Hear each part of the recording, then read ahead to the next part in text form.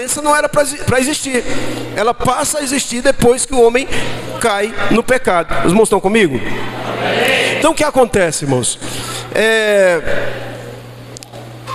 Esse tema é importante eu falar aqui para vocês. Eu poderia falar durante a ministração de uma palavra, pegar um momentinho e falar para você, mas eu prefiro trazer uma palavra assim, mais mastigada, com um propósito. Qual que é o propósito? O propósito é que você entenda da forma correta. O maior problema das igrejas hoje é pessoas que entenderam de forma errada, porque foram ensinadas de forma errada. E o problema de você ter uma crença errada é que você vai ter uma vida errada. Você vai ter um comportamento errado. Então é muito comum você ver pessoas doentes, às vezes dentro da igreja, e ele não vai pedir oração, ele não vai pedir ajuda, porque ele tem um pensamento errado sobre as doenças, sobre a enfermidade. Ele tem um entendimento errado. Então o que eu quero falar para você hoje é como Deus vê o enfermo, qual o ponto de vista espiritual. Então, às vezes as pessoas não vivem corretamente por causa dessa crença misturada, dessa crença bagunçada, e por isso ela desenvolve um comportamento meio dúbio, meio, sem uma visão correta, ajustada das coisas. Por quê? Porque foi ensinado errado. Então é muito comum nas igrejas, às vezes uma pessoa chega, prega uma coisa, e daqui a pouco, no mesmo púlpito, já vi isso acontecer, entra outro e prega outra coisa. E qual que é o resultado? Uma crença errada, e uma crença misturada, e uma crença muito complicada de entender. Então, irmãos, tem uma coisa que você precisa ter, é uma crença pura, né? Amém? Eu não digo que você vai ser uma pessoa pura, isso é impossível de acontecer. Amém? Mas ter uma fé pura, uma crença pura, isso você deve ter. Os irmãos estão comigo? Então, sobre isso tem muitas questões, muitas dúvidas entre as pessoas, e hoje eu quero ministrar fé no seu coração. Eu quero mostrar algumas situações que Jesus se deparou diante da enfermidade, e pela atitude que Jesus teve, você vai concluir o que realmente Deus pensa, e aquilo que Deus pensa é o que eu e você devemos pensar em relação a esse tema. Amém? Então, imagina você, vou contar uma história aqui para você. Imagina você, um homem de Deus, alguém muito correto, homem de Deus, pessoa correta, servo mesmo de Deus, e de repente, ele tem muitos filhos. E de repente, alguém chega e dá a notícia para ele que os filhos dele viajaram e morreram todos no acidente. Vou colocar aqui 10 filhos esse homem tinha. Porque imagina para uma pessoa perder um filho só, a dificuldade que é. Agora imagina que esse homem perdeu 10 filhos de uma vez. De uma vez. Eu já ouvi histórias parecidas de pessoas que, sei lá, por causa da tempestade, chuvas fortes, a casa caiu, matou a esposa, os filhos. É uma tragédia. Irmãos, estão comigo? Agora imagina você que esse homem, ele vai agora para o velório dos 10 filhos. 10 filhos. E depois ele volta para casa. Quando ele volta para casa, ele percebe que os ladrões entraram, invadiram a casa dele, quebraram toda a casa, levaram tudo de valor, pegaram os cartões de crédito, a senha que estava guardada lá em algum lugar, sacaram todo o dinheiro, deixou ele miserável, pobre. Ele fica muito mal, no outro dia ele vai no médico.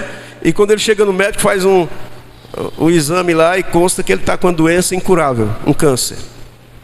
Ou com outra doença, incurável. E aí?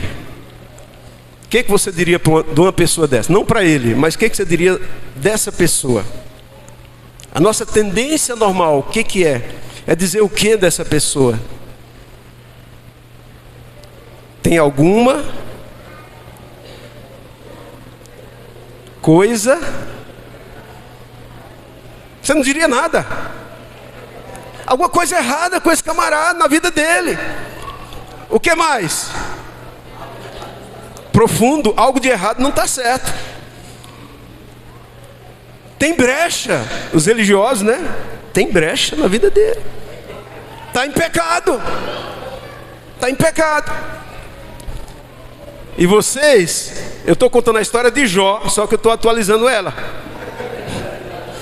E vocês são quem? Os amigos de Jó. Que o Jó aconteceu tudo isso, perdeu 10 filhos,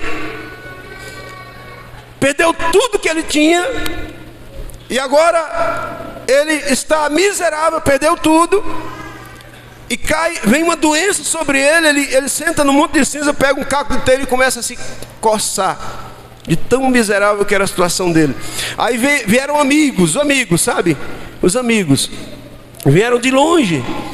Dias depois, sentaram ali do lado dele e ficaram tentando arrumar uma palavra para consolar, algo para dizer para ele. Você já viu uma pessoa que está sofrendo muito? Já viu?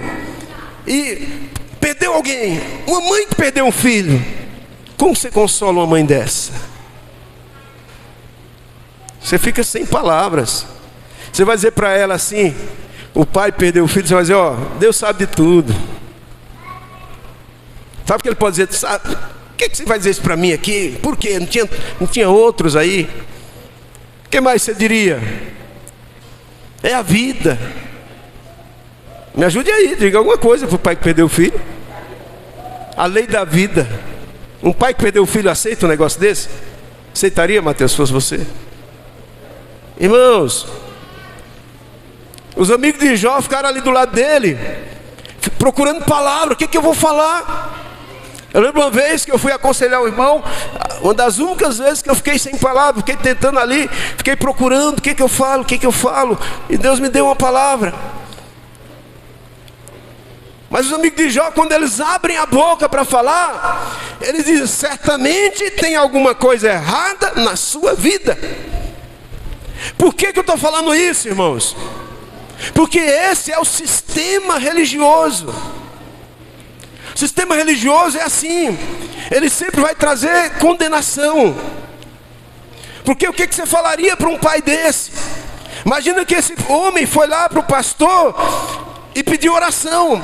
E o pastor fala, por que você quer que eu ore? Ele conta a história dele, olha, aconteceu isso e isso. Aí o pastor fala para ele, ó, tem alguma coisa errada. Pode olhar para a sua vida e procura alguma coisa que está errada na sua vida. Irmãos, além da dor, da perder tudo, agora ele tem uma acusação contra ele. Você não fez o que era certo, alguma coisa você pisou na bola, procura brechas na sua vida, onde você errou, sabe? A acusação, condenação do diabo. Eu ouvi um pastor contando a história de uma mulher que não podia engravidar, e ela ficou grávida uma vez, perdeu o filho. Segunda vez, perdeu o filho. Terceira vez, estava tudo bem, foi para o hospital. Na hora que ganhou o neném, a enfermeira foi pegar, a criança escorregou, caiu com a cabeça no chão e morreu. O que você falaria para uma mãe dessa? O que você diria? O que as pessoas diriam para ela? Tem o quê? Alguma coisa errada. Tem alguma brecha na vida dessa pessoa. Sabe, irmãos, o sistema religioso é esse sistema que aparentemente é bom, mas é um sistema que por trás tem uma ação maligna. Eu não quero dizer para você o que aconteceu com essa irmã, o porquê que aconteceu tudo isso. Mas a história do primeiro homem eu sei. Porque havia algo, se você ler o livro de Jó, você vai ver que havia uma batalha espiritual. Você vai ver que havia uma luta do diabo querendo destruir a vida de Jó. E eu digo para você, irmão, que essa mesma luta também tem contra a sua vida. Você não vê essa luta, mas você tem um adversário chamado Satanás. Mas pastor, eu nunca arrumei confusão com ele, eu nunca criei problema com o inimigo. Por quê? Não, querido, só o fato de você crer em Deus, você já é um inimigo de Satanás. Só o fato de você estar buscando a Deus, você já é inimigo dele. Ele já vê você como um adversário perigoso. Você é alguém que está evangelizando, trazendo pessoas. Então, sabe, mas eu quero dizer para você, não fique preocupado, porque a Bíblia diz que maior é o que está com você, maior é o que está em nós. Amém? Aleluia.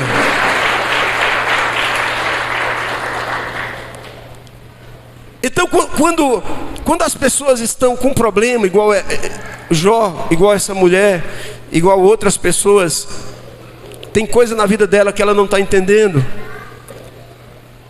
Geralmente, esse sistema maligno de acusação diz: você é culpado, você fez alguma coisa errada e a culpa é sua. Você abriu brecha na sua vida. O inimigo entrou porque você abriu brecha na sua vida. Esse é o sistema que o inimigo usa. Eu quero ler uma passagem com você. Na verdade já era para ter lido, mas eu vou ler agora. Primeira passagem, por favor, coloca aí o tema. Mateus 12, do verso 9 ao 14.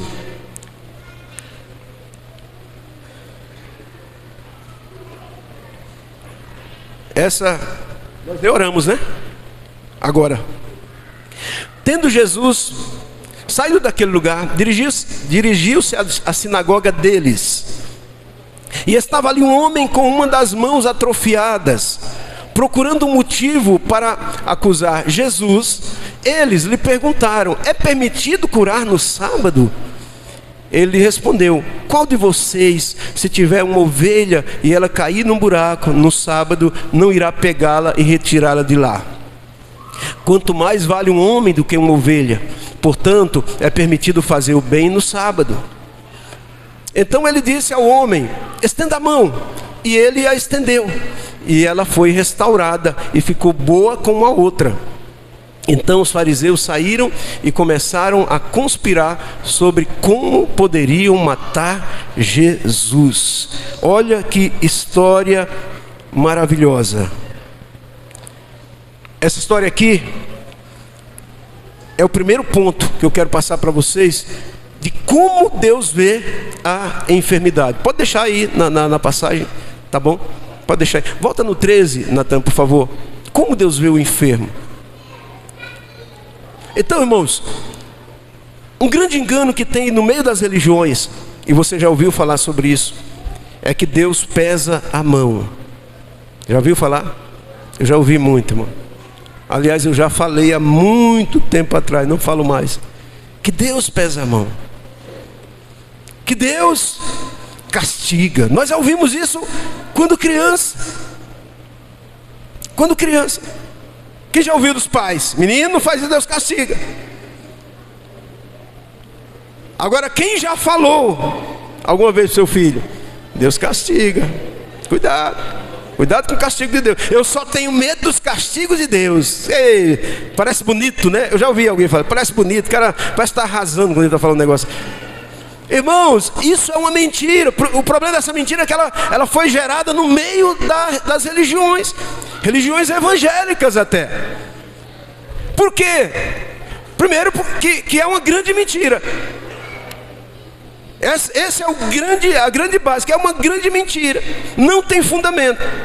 E o problema número 2, qual que é o grande problema? O grande problema é que você está transmitindo para alguém uma visão completamente distorcida de Deus. Por que tem muita gente que não ora? 2 motivos. Primeiro, medo de Deus. Deus, eu aprendi, eu sei o que eu fiz, eu sei quanto eu errei, e Deus não vai me abençoar. Então como você vai se relacionar com alguém que você tem dúvida, que você tem medo, que você tem receio? Será que Ele vai me conceder ou não vai? Será que é do agrado dele me dar ou não é? Como você vai se relacionar com uma pessoa dessa? E o segundo, o próximo ponto é que você acha que não merece receber nada dele. Você não fez por merecer. São mentiras em cima de mentiras, mentira após mentira. Isso gera o quê? Um crente fraco, uma pessoa que não tem fé para orar. Como que você vai orar? Sabe, irmãos, eu estou aqui para dizer para você, primeiro, desfazer todas essas mentiras. Primeiro, dizer para você que Deus é bom, que Ele te ama. Ah, pastor, já ouvi, mas você precisa ouvir mais, porque você não pode ter medo de orar, você não pode ter receio de orar, você não pode ter dúvida do amor de Deus. E o segundo, pastor, tudo bem, Deus é bom, quer me abençoar, mas eu não mereço. Pronto, esse é outro ponto aqui que eu quero abordar para você. A questão é que Deus não te abençoa porque você merece. Então o que eu preciso para Deus? Crer. Crê somente e será salvo tu e a tua casa. Amém, irmãos? Crê, somente crê. A salvação, pode aplaudir.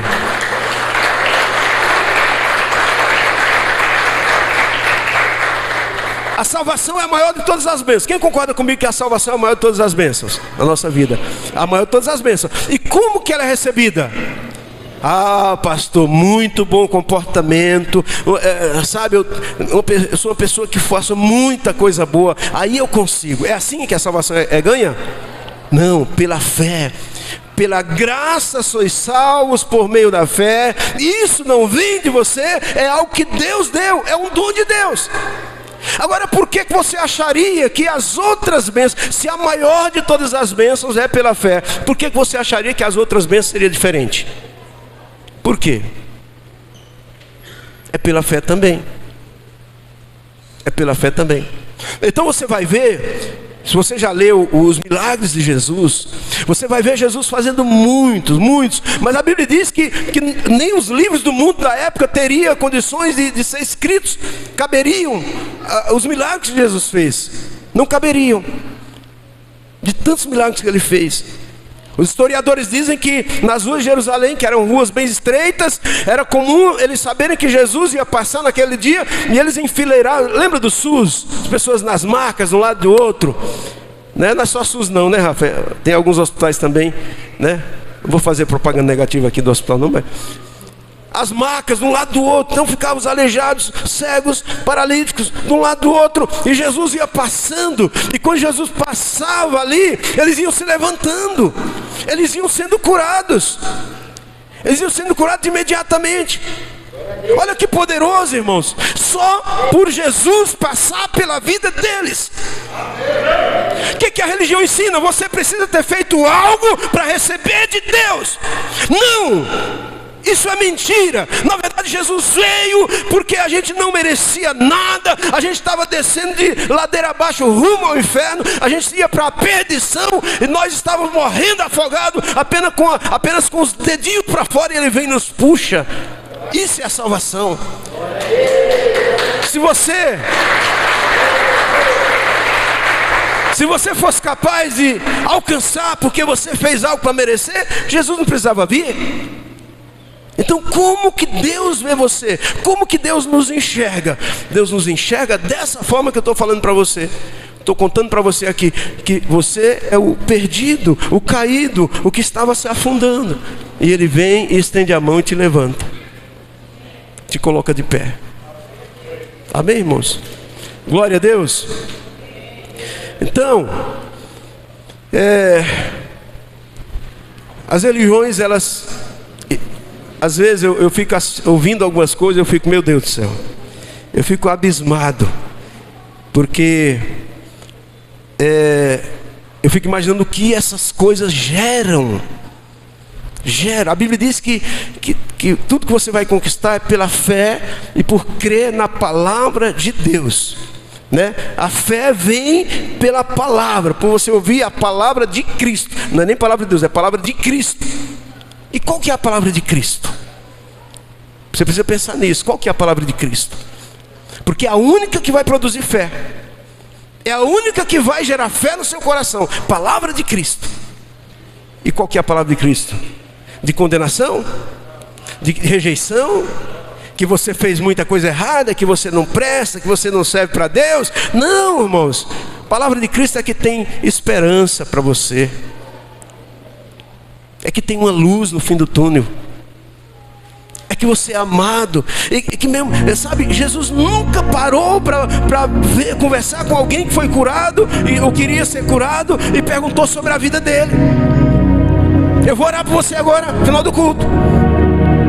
Mas eu não quero que você fique olhando para dentro de você e olhando como muitos fazem por aí, principalmente no dia da ceia. Olha para dentro de você, olha como que está a sua vida. Será que você é digno? Isso é acusação do inferno.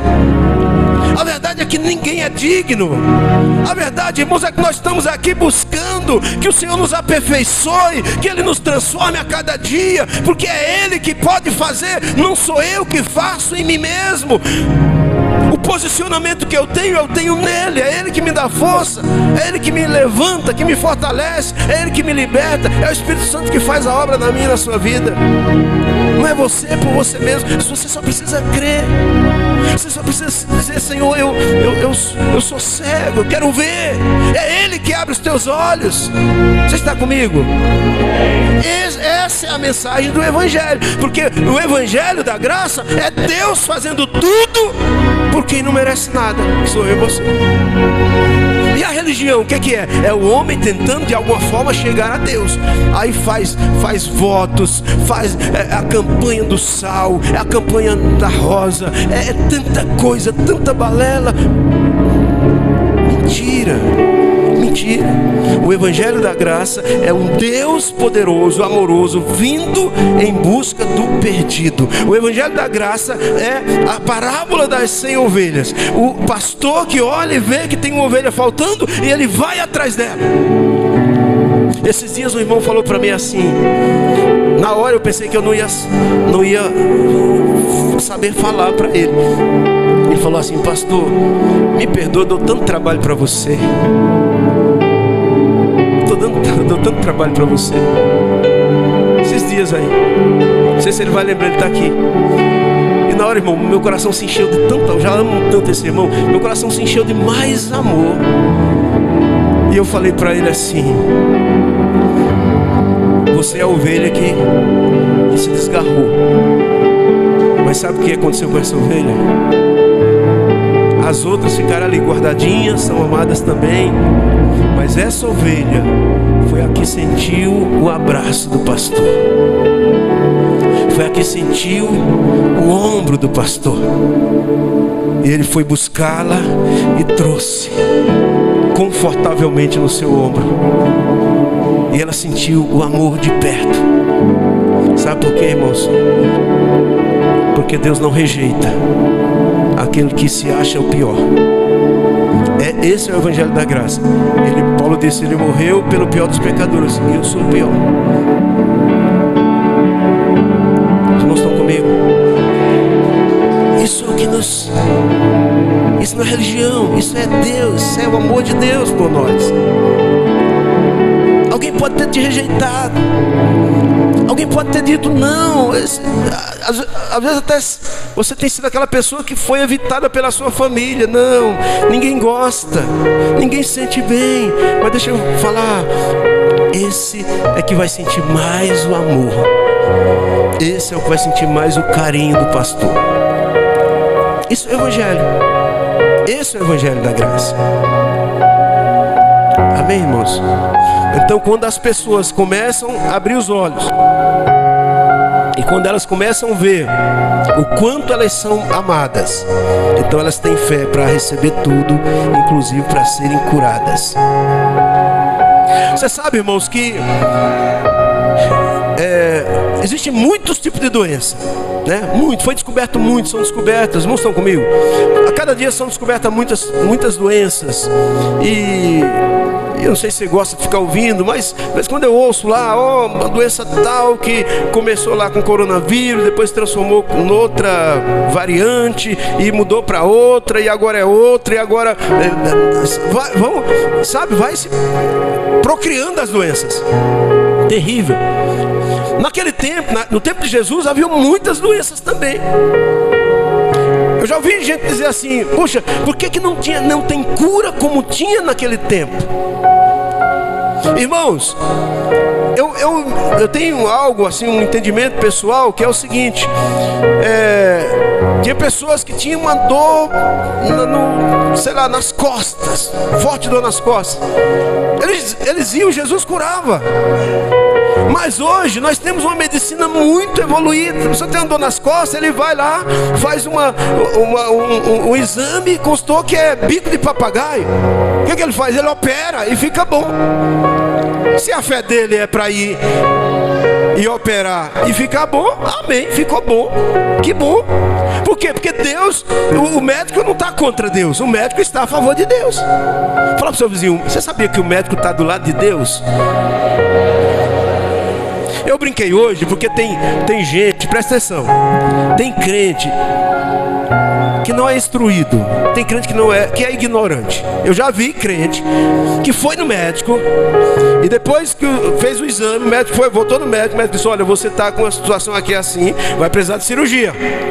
Está amarrado, não vou não, nome de Jesus. Jesus é o médico do médico, o homem não entende nada. Caramba! E por que foi? Se você não acha que o médico sabe nada, por que foi lá no médico? Então não desconsidere o médico. Os médicos estão do lado de Deus. Irmãos, estão comigo? Estão do lado de Deus. Mas, sabe, irmãos, então hoje muitas doenças têm cura, né? Rapidamente, medicada, tem solução. Mas existe uma ação maligna nos últimos dias. Além de muitas pragas novas, incuráveis, nós temos agora doenças que não é no corpo. Temos doença na alma. E às vezes o camarada vai até no especialista. O especialista próprio, ele está com o mesmo problema. Irmãos, estão comigo? Que doenças são essas? Tristeza, angústia, depressão, crise de ansiedade. Irmãos, estão comigo? São doenças. E o que eu estou falando para você aqui, que estou construindo aqui, é para você entender a forma que Deus vê, a forma que Deus enxerga todas as doenças. Eu quero voltar aí no versículo que nós lemos, porque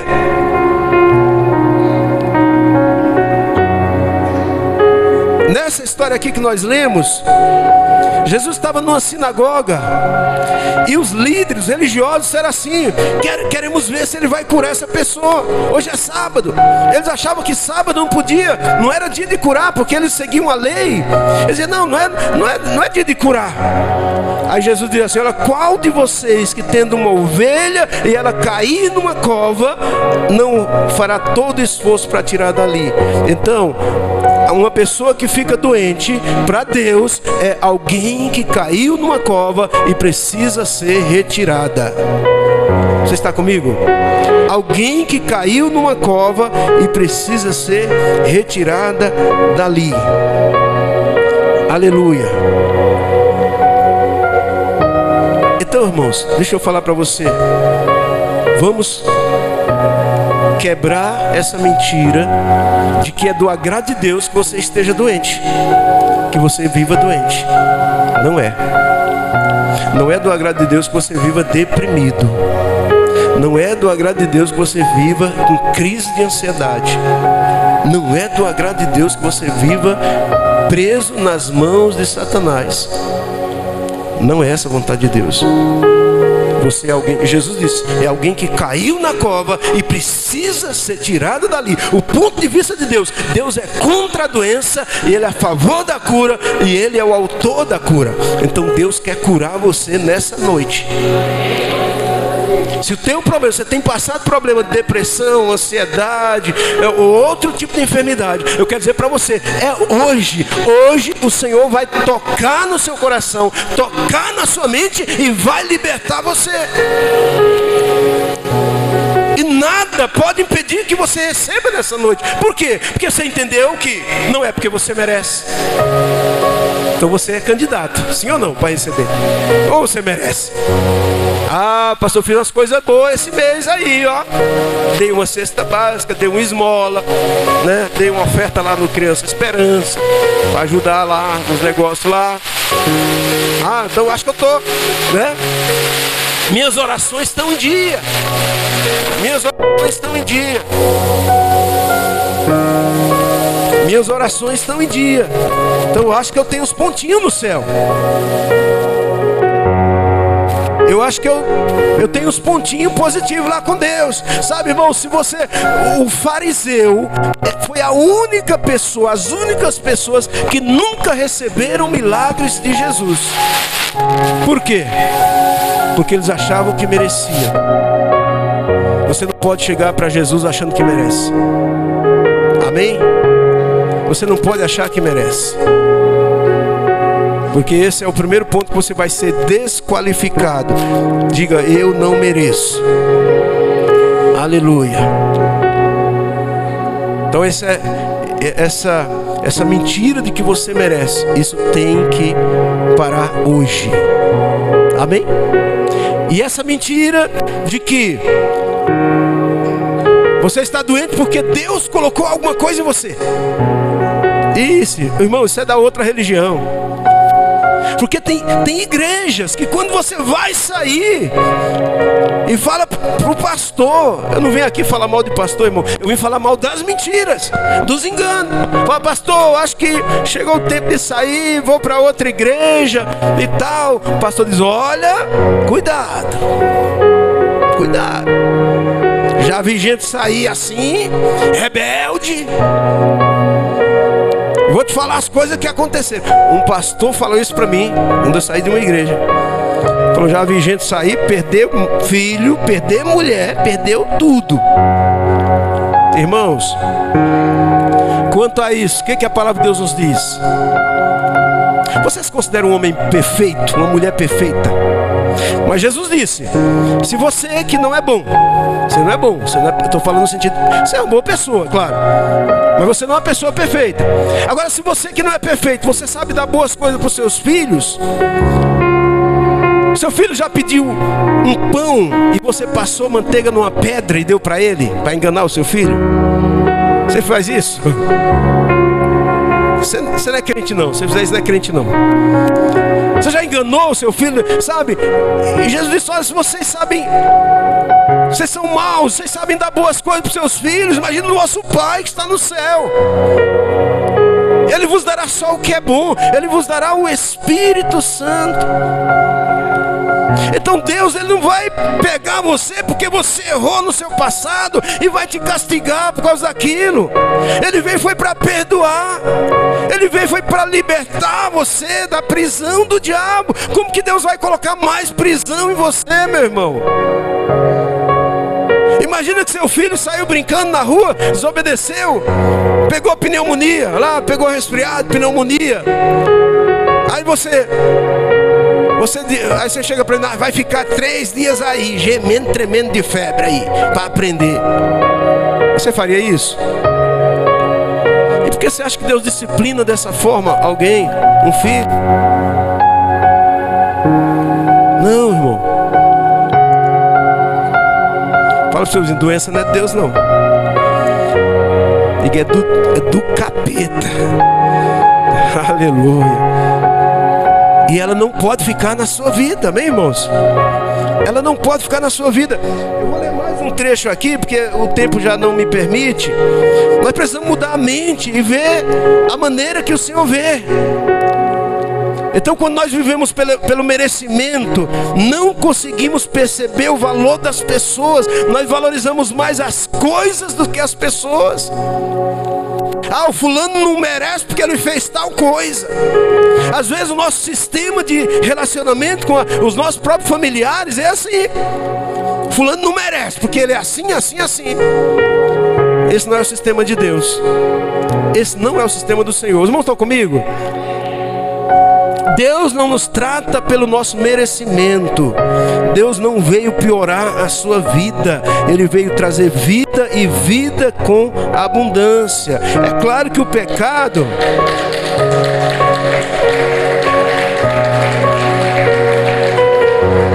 É claro que o pecado desagrada a Deus. Eu vou falar para você do pecado. O pecado é uma coisa, eu ouvi esses dias, estava junto com os irmãos, eu ouvi o irmão falando sobre o pecado é algo que dá alergia. O Mateus tem alergia a peixe, né? Já tentamos fazer uns peixes lá para ele comer, mas não percebeu, né? Ele tem alergia a peixe. Você é a mesma coisa. Você é filho de Deus, agora você tem alergia ao pecado. Não combina mais com você. Porque o cara lá do mundo, ele peca, ele fica à vontade. Eu pequei, fiz isso, adulterei. Ele conta até para os amigos como vantagem. O crente não. Se ele peca, meu irmão, ele fica mal. Ele fica, ai, e agora? Pequei, o que eu vou fazer da minha vida? Fica alérgico, né? Assim, não é o pecado, não é a alergia do peixe, né? Confessa. Não combina mais com você. Fala pro seu vizinho: o pecado não combina mais com você. Fala: eu não vejo você, não consigo ver você falando um palavrão. Não dá certo na sua boca. Não combina. Você mesmo fica: o que é isso? Sai daqui, Satanás. O negócio saiu da minha boca aqui, sem querer. Misericórdia. Perdoa, Jesus, me ajuda. Sou crente. O pecado não combina. Então, eu estou falando dessa questão. Agora, irmãos, quando você encontrar uma pessoa doente, presta atenção. Quem está comigo? Atenção. Veja movimentos. Atenção, por favor. Quando você encontrar uma pessoa doente, você nunca pergunta quem pecou. Porque foi essa pergunta que os discípulos fizeram, né? Lá em João 9 e 3, 9 e 1. Ao passar, Jesus viu um cego de nascença. Jesus viu um cego de nascença.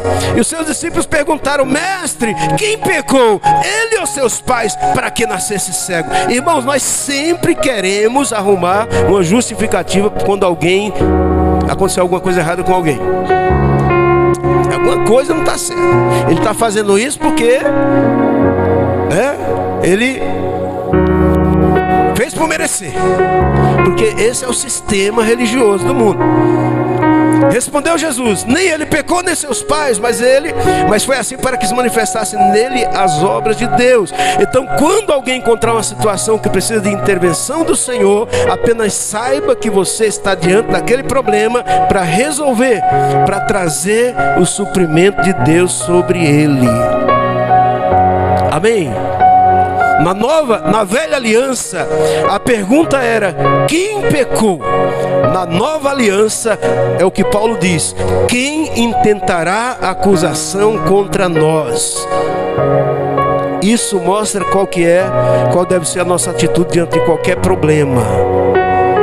Essa é a razão porque muitas pessoas escondem suas enfermidades em certas igrejas. Elas não pedem oração porque serão acusadas de pecado. Então veja como o diabo traz julgo sobre as pessoas. A pessoa sofre do ataque da doença e ainda sofre sem poder receber a ajuda dos irmãos. Aí aqui em Lucas 13, nós temos aqui o ponto número 2. Vou falar só desse ponto que não dá mais tempo. O Senhor vê o doente como um sedento que precisa ser suprido. Você sabia que muitas vezes, presta atenção, irmãos, não dispersem, presta atenção. Você sabia que muitas vezes você é curado aqui, ouvindo palavra? Cura na sua alma, no seu coração. Você nem percebe. Você nem percebe. Daqui a pouco você percebe que está sendo liberto, está sendo livre de algo, por estar bebendo bebendo da água, bebendo da palavra. Não porque a palavra tem poder porque eu estou, é porque é a palavra de Deus. É a palavra de Deus. Então a vida flui no nosso meio, e a cura vem muitas vezes só pelo fato de você estar ouvindo. Então em Lucas 13 tem uma passagem que diz assim, Lucas 13:11. Veio ali uma mulher, estava ali uma mulher que tinha um espírito que a mantinha doente, havia 18 anos. Ela andava encurvada, de forma alguma podia endireitar-se. E ao vê-la, Jesus chamou à frente e lhe disse: mulher, você está livre da sua doença. Então lhe impôs as mãos. Imediatamente ela se endireitou e passou a louvar a Deus. Pode continuar. Indignado porque Jesus havia curado no sábado, o dirigente da sinagoga disse ao povo: há 6 dias em que se deve trabalhar, venham para ser curado nesses dias e não no sábado. Segura aí, irmãos, olha que ignorância, que ignorância. O cara viu uma mulher sendo curada, 18 anos, andava encurvada, foi liberta instantaneamente, mas ele quis olhar, sabe para quê? Pro dia. Ele não podia ter feito um negócio desse. Hoje é sábado. Não adianta subir agora que eu não vou terminar agora. A pastora que fala assim, ó, quando tá chegando, olha, sobe lá. O cara, ele não levou em conta o grande milagre. E ele levou em conta, sabe o quê? Que era sábado. E o que significa isso? 2 coisas. Primeiro, religiosidade. Já aconteceu com irmãos aqui, irmãos que foram para o encontro, irmãos que eram viciados em droga, irmãos que eram viciados em muitas outras coisas, irmãos que estavam perdidos. Eles encontraram a Jesus, aceitaram a Cristo, foram libertos. E quando o religioso encontrou ele lá fora, disse: ah, rapaz, você agora é crente. Sou. Jesus me libertou, me transformou. Mas em qual igreja? Naquela igreja lá. Ah, aquela da porta larga. Ele não levou em conta a grande obra que Deus fez na vida do irmão. Isso é o religioso. É o mesmo sistema que opera o religioso. Você sabe, o religioso, aquele homem que Jesus um dia estava indo ali e ele cura um rapaz, um cego de nascença. Jesus curou um cego de nascença. Presta atenção, quem está comigo? Ele cura um cego de nascença. E ele cura e vai embora. E o homem fica ali, começa a enxergar, começa a viver a vida feliz. Os religiosos chegam e falam: escuta, você não é possível, você não era cego não. Ele falou: eu era cego. Não era, mas como que pode? Alguém passou aqui e me curou. Ah, mas não é possível. Chama os pais dele, chamaram os pais do cego. Esse é seu filho? Sim.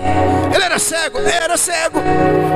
E como que pode? Eu não sei, pergunta pra ele. Eu sei que meu filho era cego e agora está enxergando. Volta lá pro rapaz e aí: mas você era cego? Eu era cego. E como você está enxergando? Ele disse: eu não quero mais falar disso. Chega. Tô de paciência cheia. Eu só sei de uma coisa: eu era cego e agora eu vejo. Aleluia. Irmãos, muita gente vai questionar a tua experiência com Jesus, o que você recebeu de Deus. Pessoas da tua família, do teu trabalho. Sabe, você não tem que prestar conta para ninguém. Você tem que dizer o seguinte: eu era cego, eu era miserável, mas Jesus encontrou a minha vida. Ele me levantou, Ele abriu os meus olhos, Ele mudou a minha vida e acabou. Porque quando você toma essa atitude, é porque você é alguém que realmente tem convicção do que Jesus fez na sua vida. Amém? Você tem convicção do que Ele fez na sua vida. Ele falou assim, o homem falou: tem 6 dias que você pode trabalhar. E é nesses dias que você trabalha que você vem. Hoje é dia de descanso.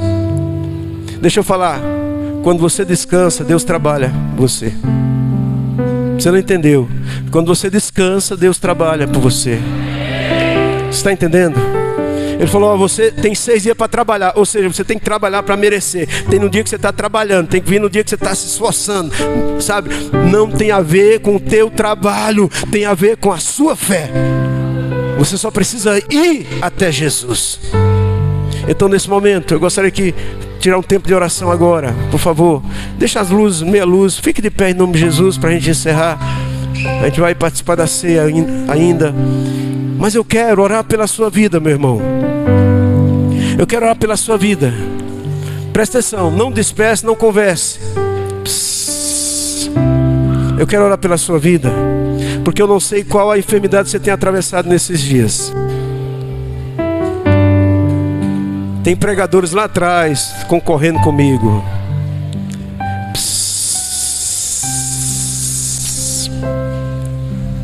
Eu quero que você descanse o seu coração, porque enquanto você descansa, o Senhor trabalha. Se você está perto do irmão que está conversando, pede para ele: irmão, por favor, irmão, é um momento de cura. Se você está conversando, você não vai ser curado.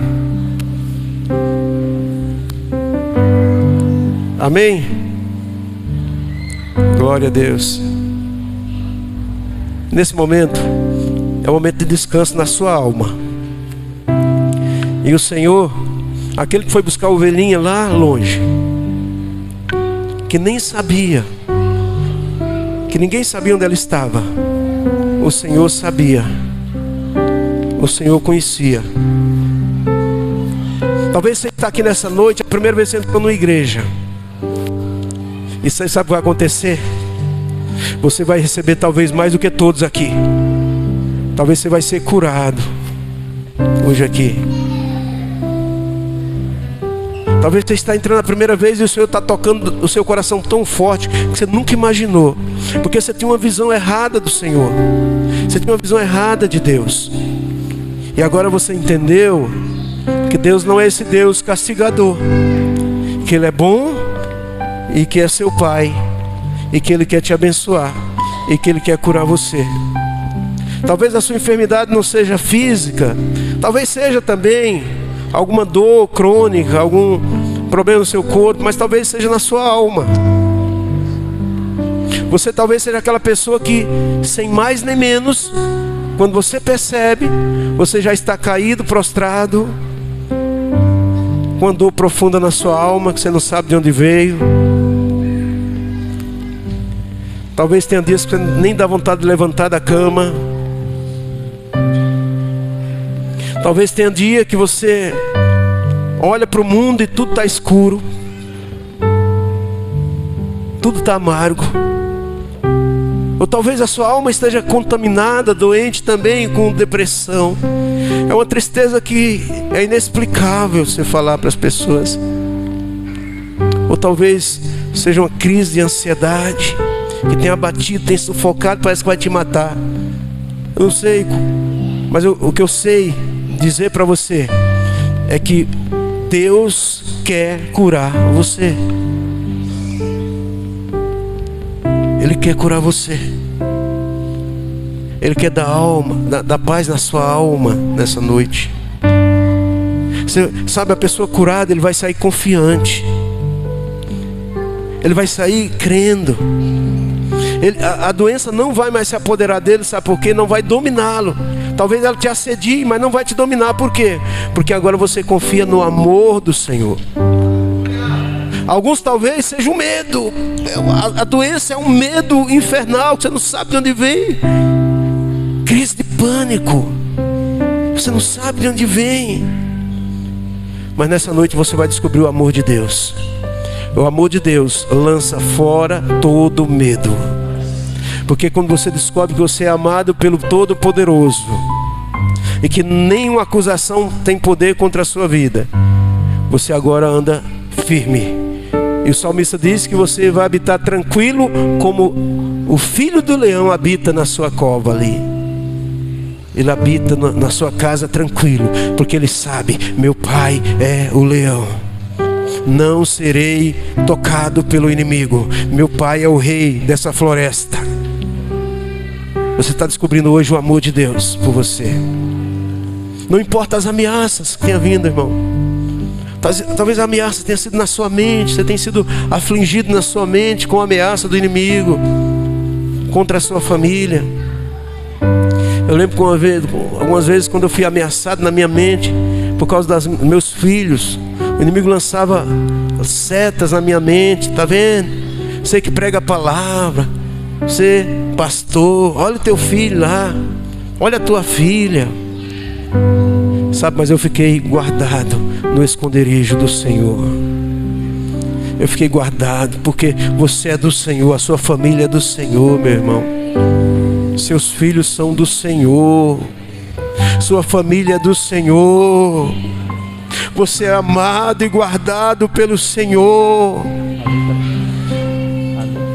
Então quando vem ameaças hoje, às vezes ameaça contra as minhas netas, meus netos, eu já estou guardado, eu sei, eles são do Senhor. Minha família é do Senhor. Você pode orar também pela sua família, que talvez tenha algum doente. Então você pode vir aqui orar por qualquer dessas situações aqui, que seja uma enfermidade física, ou seja no seu corpo ou na sua alma, na sua mente, nas suas emoções. Mas eu quero orar. E outra coisa, não tenha medo. Por quê? E nem tenha vergonha. Ninguém vai te acusar e te condenar. O Senhor não te condena e não te acusa. Ele vê o doente como alguém que caiu na cova e precisa ser socorrido. Jesus nunca perguntou para quem ele ia curar se ele tinha feito tudo certo, se não tinha brigado com a mulher em casa, se tinha aprontado. Irmão, quando seu filho cai e se acidenta, meu filho era especialista em se acidentar. Eu estava trabalhando na pizzaria, de repente me chamaram. O que aconteceu? Ele está com a mão toda sangrando. Eu falei, o que foi isso? Eu fui brincar no portão e coloquei a mão lá dentro, tinha um cachorro lá e digo, então vou pro hospital. Eu não fiquei brigando com ele. Menino, por que você não fica fazendo isso com seu filho? Primeiro você vai curar, depois você aconselha ele para ele não ser tão bobo assim de colocar a mão dentro da...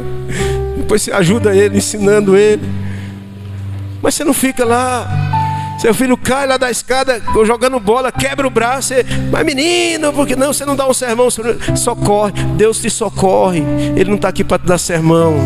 Ele está aqui para te ajudar a estender as suas mãos sobre você. Eu vou orar por você agora. Venha, sai do seu lugar e vem aqui para frente que eu vou orar por você agora. Em nome de Jesus. Em nome de Jesus. Mente.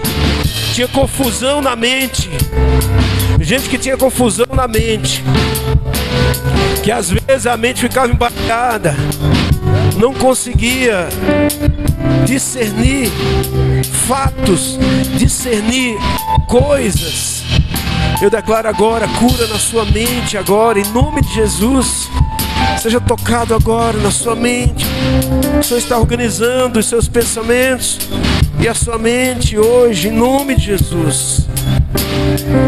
Pessoas tinham um problema na alma de ficar irritado e nervoso explosivamente, rapidamente explodia e você perdeu o controle, sem mais nem menos. Coloque a mão no seu peito. Seja curado agora em nome de Jesus. Atenção, pessoas que tinham medos, síndromes de medo, de pânico, via ameaça em situações, ficava apavorados, desesperados. O Senhor está te curando, te dando livramento hoje, em nome de Jesus. O Senhor está curando você, em nome de Jesus. Seja curado, em nome de Jesus, seja curado. Pessoas que têm constantes dores de cabeça, coloca a mão na sua cabeça. Eu declaro, não importa a origem dessa dor de cabeça, eu declaro, seja curado agora, em nome de Jesus. Em nome de Jesus, seja curado agora, em nome de Jesus, seja curado agora. Pessoas que tinham medo de desafios, quando vem situações novas de desafios, você já ficava apavorado. Às vezes o medo era de dar uma entrevista numa empresa. Uma entrevista numa empresa, e você ficava apavorado, com medo. Eu declaro em nome de Jesus, receba a cura agora desse medo. Receba a segurança do Senhor.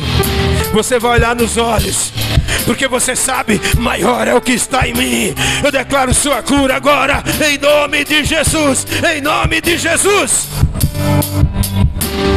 Pessoas que tinham medo do futuro, de que não ia conseguir as coisas, de que não ia casar, de que as coisas não iam dar certo para ele. Isso é uma doença atual, maligna, do inferno, contra muita gente. Eu declaro em nome de Jesus, cura, receba a cura desse medo agora, cura desse medo agora. Pessoas que tinham medo de que alguma coisa ruim vai acontecer, está para acontecer. Pessoas que sempre estão constantemente com sensação de que parece que algo mal, uma notícia ruim vai chegar lá no WhatsApp, ou alguém vai bater na sua porta. Misericórdia, eu declaro, você está sendo curado agora. E eu declaro que você vai ter expectativa de coisas novas na sua vida, de notícias boas na sua vida. Aleluias. Deixa eu falar algo para você. Silêncio. Meu irmão, há 1 ano e 4 meses, eu estava 6h30 da manhã, dia 8 de junho do ano passado, e de repente o telefone toca, e era meu irmão caído na Dutra, na central da Dutra, 6h30 da manhã, tinha sofrido um acidente terrível, e aquilo na hora mexeu muito comigo.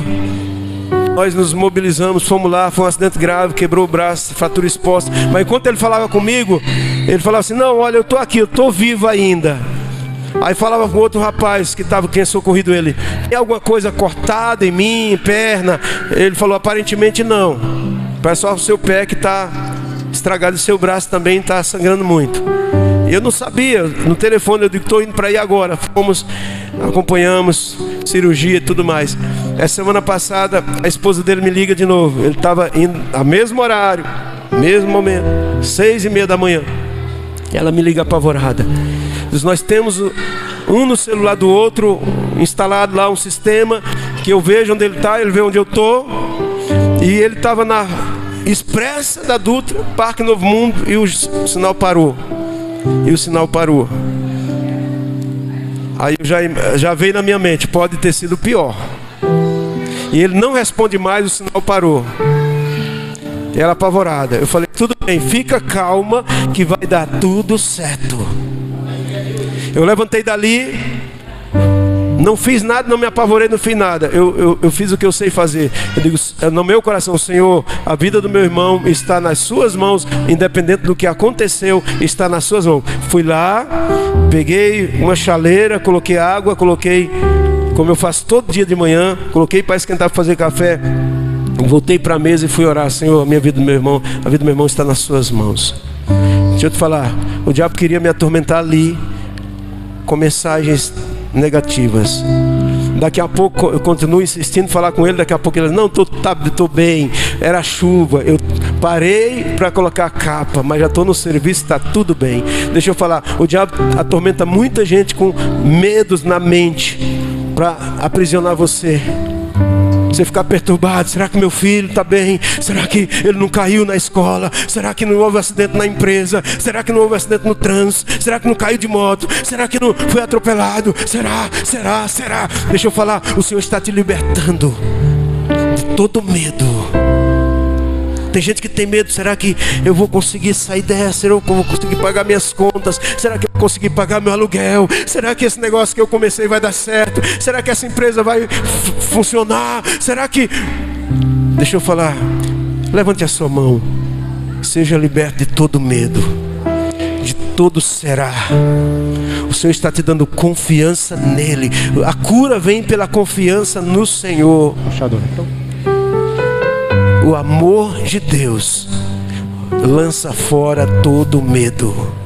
O amor de Deus lança fora todo... Mas pastor, que amor é esse? É quando você sabe que Ele te ama, o medo já não existe. Enquanto os diáconos trazem a ceia aqui para a gente cear, eu conto uma história para você. Uma grande turbulência. História boa, antiga, mas é um avião novo agora, né? Acabou de lançar esse avião, história nova. Está ali fazendo uma viagem e uma grande turbulência, e os passageiros tudo apavorados, desesperados sem saber como que ia sair daquela situação. De repente alguns passageiros olham, um menino bem tranquilo, lendo uma revistinha, ou alguma coisa assim parecida. Eles falam assim: menino, você não está vendo o que está acontecendo? Você não está preocupado? Ele disse: estou não. Mas por que você não está preocupado? Porque meu pai é o piloto desse avião. Ele era o filho do piloto. Deixa eu te falar, não importa a turbulência, seu pai está no comando. Você crê que ele está no comando? Cadê os diáconos com a ceia? Você crê nisso? Então vou fazer mais oração com você. Levanta a sua mão e diga: meu pai é o comandante dessa embarcação, da minha vida. Diga: eu sou curado, eu sou sarado, eu sou liberto, eu sou abençoado, eu sou protegido. Eu contei para você no começo a história de Jó. A história de Jó.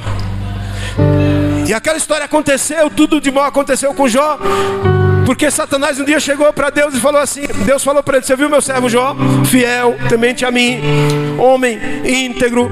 E ele disse: também o Senhor tem abençoado ele. Jó capítulo 1 versículo 10: o Senhor o cercou com todas as bênçãos. Deixa eu falar, é assim que o diabo vê você. Você é cercado de bênção. Você não pode se ver diferente, irmão. Você não é cercado de ameaça. O maior que está com você, você é cercado de bênção. Amém? Vamos adorar o Senhor. Mas antes disso, estenda as suas mãos ali para a ceia, para a gente terminar esse culto ceando. Pai, em nome de Jesus, nós abençoamos agora o pão e o vinho. E declaramos, Pai, que esse pão e o vinho, o pão é o teu corpo, que foi entregue lá naquela cruz para curar, para libertar, e levou sobre si as minhas enfermidades, os meus medos, os meus traumas, os meus pânicos. O Senhor já levou sobre si. E esse sangue, esse vinho representa o sangue derramado que perdoou todos os meus pecados, do passado, do presente e do futuro. Eu estou guardado nesse sangue. Esse sangue é a garantia de que a minha vida eterna é garantida. Eu te agradeço, Pai, em nome de Jesus. O diabo vai dizer para você, se você já é crente, batizado, você deve participar da ceia. O diabo vai dizer para você: mas olha o que você fez. Pois é, esse sangue foi derramado para te perdoar. Você é perdoado. Amém? Pode distribuir em nome de Jesus. Glória a Deus.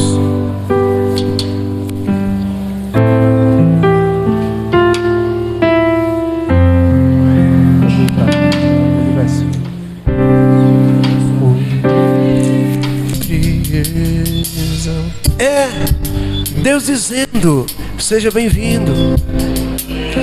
A mensagem da cruz é: tem perdão para você, tem jeito para você. A mensagem da cruz não é para te colocar para fora. A mensagem da cruz não é para te colocar para fora, é para colocar para dentro. O pecado é algo terrível mesmo, mas agora tem uma vacina para o pecado: o sangue. O sangue é a vacina que te dá a força, que te perdoa, que te liberta. Se você que está aqui nessa noite não entregou sua vida para Jesus ainda, e nessa noite você foi tocado por essa palavra, você foi tocado no seu coração e você quer aceitar o Senhor, ou você quer se reconciliar com o Senhor, você pode fazer isso agora. Dá um sinal com a sua mão para a gente orar por você. Você pode fazer isso nesse momento. Amém? Então a mensagem da cruz é para te aproximar. Não fique na ceia sozinho agora. Junte-se com seu esposo, com seu filho, com um amigo. Não deixe ninguém fora da ceia. Mesmo que a pessoa não esteja ceando, não esteja com o pão e o vinho na mão, não deixe essa pessoa só. Eu quero todo mundo, pelo menos com mais uma pessoa, num pequeno grupo, que está minha família. Aleluia, glória a Deus. Faça um círculo aí, não tem problema não, pode bagunçar as cadeiras.